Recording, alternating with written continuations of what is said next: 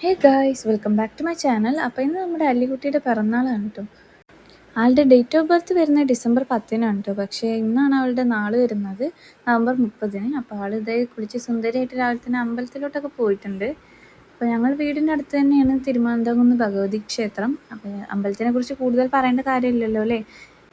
ഞായറാഴ്ച ആയതുകൊണ്ട് തന്നെ അമ്പലത്തിൽ നല്ല തിരക്കുണ്ടായിരുന്നു. അയ്യപ്പന്മാരും ചോറൂണിനുള്ള തിരക്കും പിന്നെ പോരാത്തതിനൊരു കല്യാണം കൂടെ ഉണ്ടായിരുന്നു കേട്ടോ ഇന്ന്. അപ്പം മൊത്തത്തിൽ നല്ല തിരക്ക് പിടിച്ചൊരു ദിവസമായിരുന്നു അമ്പലത്തിൽ. പിന്നെ അല്ലിക്കുട്ടീൻ്റെ ചോറൂണ് ഇവിടെ വെച്ചിട്ട് തന്നെ ആയിരുന്നു കേട്ടോ.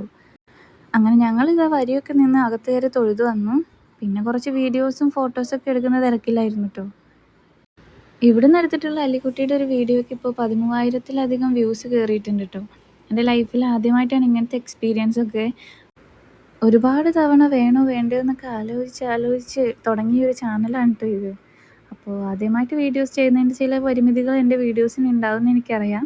അപ്പോൾ അതൊക്കെ പരിഹരിച്ചുകൊണ്ട് നമ്മൾ മുന്നോട്ട് പോവുക തന്നെ ചെയ്യും കേട്ടോ. അപ്പോൾ നിങ്ങളുടെ സപ്പോർട്ടും കൂടെ എനിക്ക് ആവശ്യമുണ്ട്. അപ്പോൾ വീഡിയോസ് കണ്ടിട്ട് ഇഷ്ടമാവുകയാണെങ്കിൽ ചാനലൊന്ന് സബ്സ്ക്രൈബ് ചെയ്യാൻ മറക്കല്ലേ കേട്ടോ. പിറന്നാളായതുകൊണ്ട് തന്നെ ഒരു കുഞ്ഞു സദ്യ കൂടെ ഞങ്ങൾ ഉണ്ടാക്കിയിട്ടുണ്ടായിരുന്നു കേട്ടോ. പിന്നെ അമ്പലത്തിൽ നിന്നുള്ള പാൽപ്പായസം കൂടെ ഉണ്ടായിരുന്നു. അപ്പോൾ വിളക്കൊക്കെ കത്തിച്ച് ഒരു ഇലയിൽ എല്ലാ വിഭവങ്ങളും വിളമ്പിയിട്ടുണ്ട്.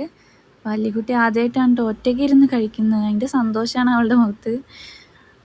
ആകെക്കൂടെ എന്തൊക്കെ ചെയ്യേണ്ടതെന്ന് അവൾക്ക് തന്നെ അറിയണില്ലായിരുന്നു. പായസവും ചോറും എല്ലാം കൂടെ മിക്സ് ആക്കിയിട്ട് ആൾ കഴിക്കുന്നത്. സദ്യയും പായസമൊക്കെ ആയിട്ട് ഞങ്ങൾ ഇതേ പിറന്നാൾ നല്ല അടിപൊളിയായി ആഘോഷിച്ചു. അപ്പോൾ ആൾക്കിത് ഒരു വയസ്സായിന്ന് എനിക്കിപ്പോഴും വിശ്വസിക്കാനേ കഴിയുന്നില്ല. ഇപ്പോഴും എൻ്റെ കയ്യിലോട്ട് സിസ്റ്റർമാർ തന്ന കുഞ്ഞി പെണ്ണിനെ എനിക്ക് ഓർമ്മ വരുന്നത്. അപ്പോൾ അത്രയേ ഉള്ളൂ. ബൈ.